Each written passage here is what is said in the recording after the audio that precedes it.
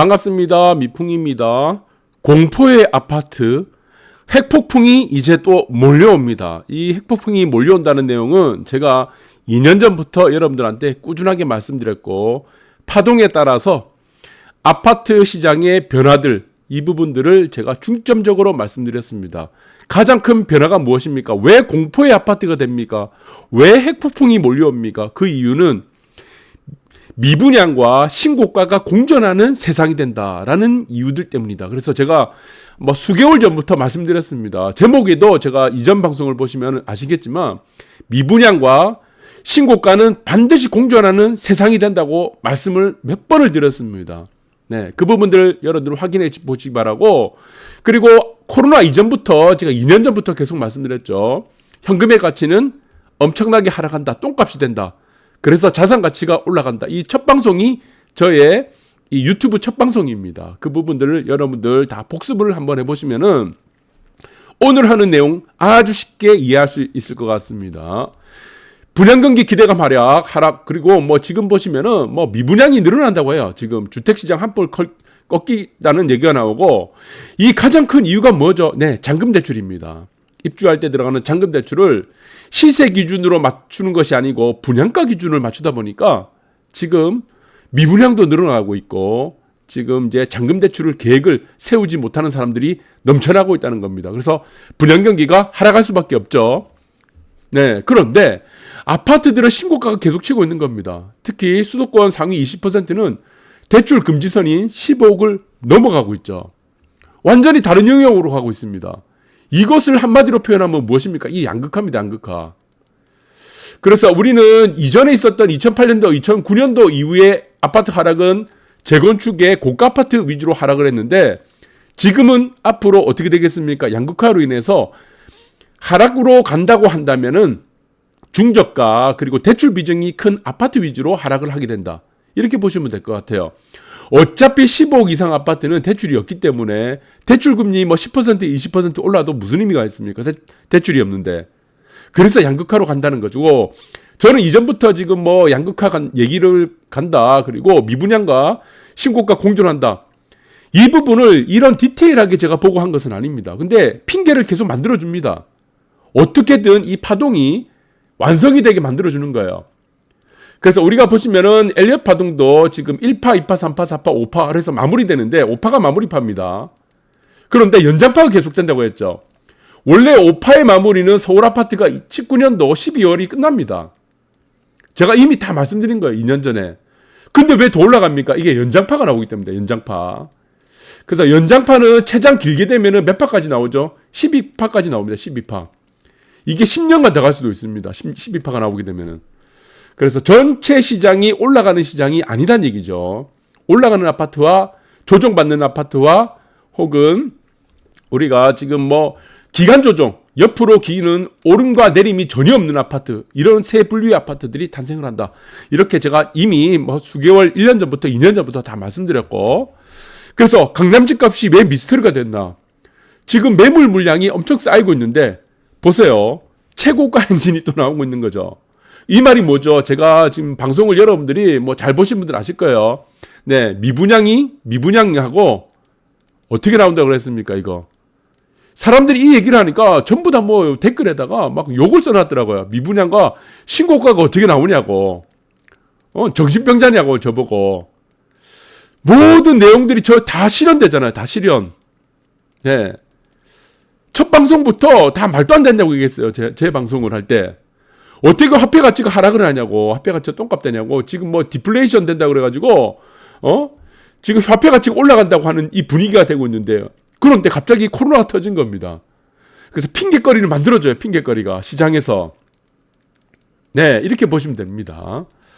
그래서 강남 아파트가 어떻게 되냐 보니까 지금 서울 전역을 보니까 상승세가 한풀 꺾였어. 그런데 매물 쌓이고 있죠. 그런데 강남 상구 보시면은 거래가가 보시면 대출 규제 등으로 서울 전반에 거래감이 되고 이제 물량이 막 증가하고 있죠. 네, 물량이 증가하고 있는데 사뭇 다르다는 겁니다. 서울 아파트는 지금 강남 아파트는 75%가 신고가예요. 희한하죠. 신고가고, 그리고 경매 물건이 있습니다. 시장보다 매매가 비싼 경매 물건은 전부 다 신고가입니다, 이게. 왜? 경매는 왜 다 신고가입니까? 이게 대출이 되기 때문에. 그리고 자금 출처 조사를 받지 않죠. 자금 출처 조사를 받지 않으니까 토지거래 허가구역이라는 규제도 안 받습니다. 경매 물건이 더 비쌉니다. 강남 상구는. 그래서 이런 현상이 계속 벌어지고 있다. 그래서 저는 이게 공포의 아파트입니다, 사실은. 왜? 여러분들이 제가 이런 얘기를 하면 사람들이 안 믿습니다. 아무도 안 믿어요. 그러니까 지금 보시면은 전혀 여러분들이 살면서 한 번도 경험하지 못한 일들이 계속 벌어지고 있는 겁니다. 코로나 때도 마찬가지죠.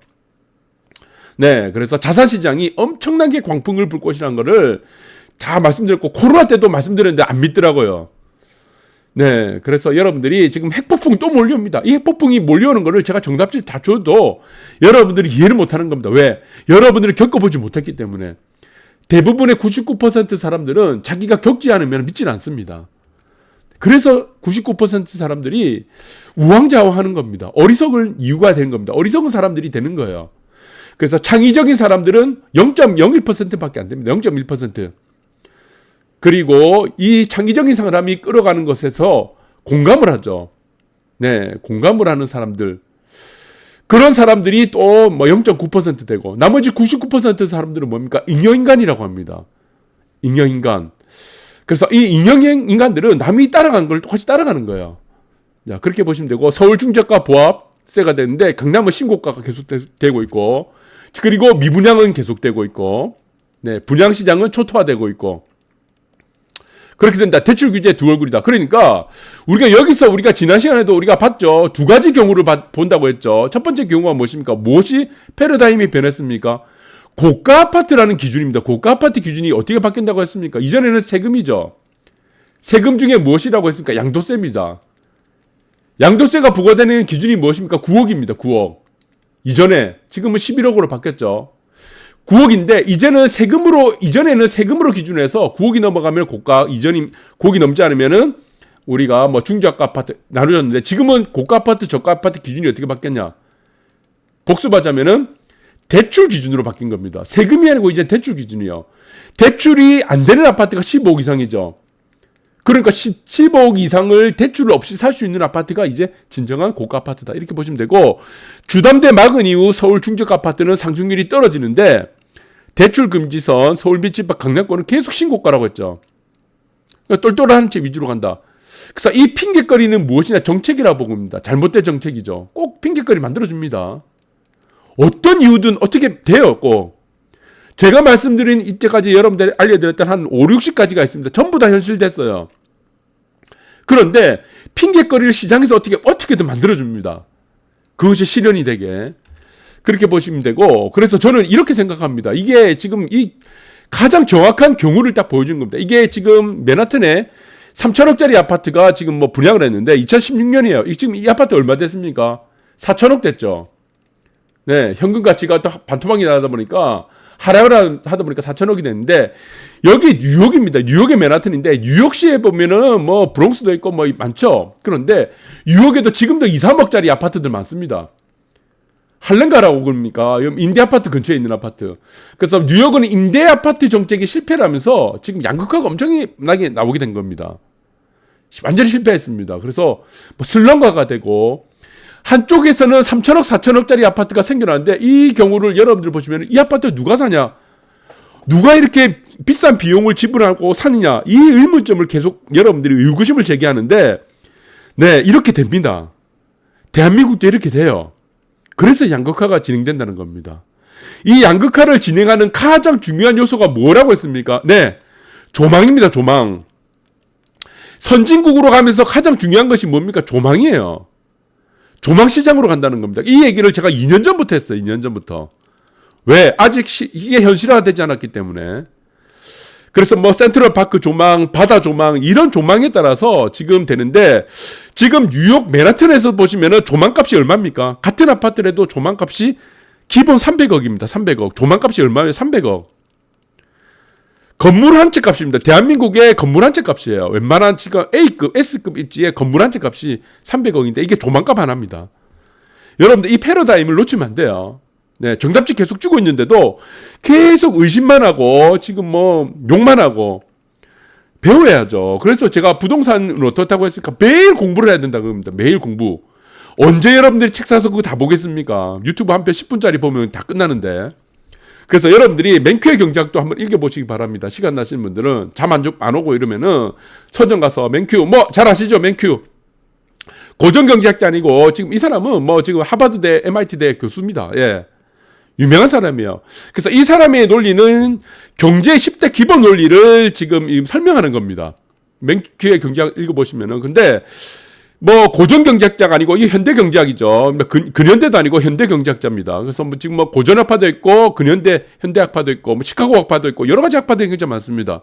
근데 한번 읽어보시면 도움 되는데 이 사람이 주장하는 건 시장입니다. 시장 가격보다는 시장. 뭐 거시경제, 뭐 미시경제는 좁은 폭, 거시는 이제 크게 뭐 국가라든가 이런 교역 이런 걸 크게 하라는데 이 사람은 주로 시장에 관해서 설명하는데 저는 이 사람이 주장하는 경제 10대 기본 원리가 있죠. 뭐 경제학의 원론, 경제학의 개론 이런 거 보면 잘 나와 있습니다. 그런데 여기서 지금 두 가지를 저는 주목을 하고 있습니다. 부동산을 하는 사람이라면 꼭 주목을 해야 되는 게 딱 두 가지다. 뭐 맞습니다. 뭐 시장에 대한 논리도 있지만 저는 그 중에 첫 번째가 무엇이냐? 모든 선택에는 대가가 존재한다는 겁니다.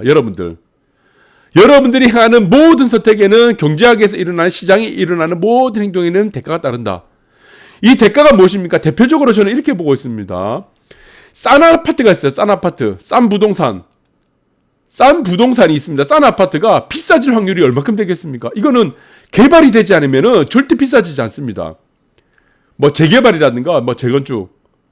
그래서 웬만한 아파트는 비싸지는 아파트가 되기가 힘듭니다. 이것은 무엇입니까? 모래사장에서 다이아몬드 하나 던져놓고 다이아몬드 하나 찾으라는 겁니다. 모래사장 얼마나 넓습니까? 그런데 비싼 아파트가 있습니다. 비싼 아파트를 왜 사람들이 선호하죠? 왜 똘똘이한테를 선호하죠? 비싼 아파트는 어떻게 됩니까? 비싼 아파트가 더 비싸질 확률은 굉장히 높다는 겁니다. 이것은 무엇입니까? 수학적 확률 통계죠. 수학입니다. 산수예요. 초등학교 2학년 정도의 산수다. 이것은 더 비싸질 확률이 높다는 겁니다. 그래서 사람들이 3천억짜리 아파트를 왜 선호합니까? 더 비싸지기 때문에. 싼 아파트를 사람들이 찾지 않는 이유가 무엇입니까? 싼 아파트가 비싸질 확률은 굉장히 낮다는 겁니다. 이게 99%로 확률적으로 될 가능성이 거의 없어요. 그러니까 두 번째 보시면은 통화량이 증가합니다. 통화량은 계속 증가하죠. 증가할 수밖에 없죠.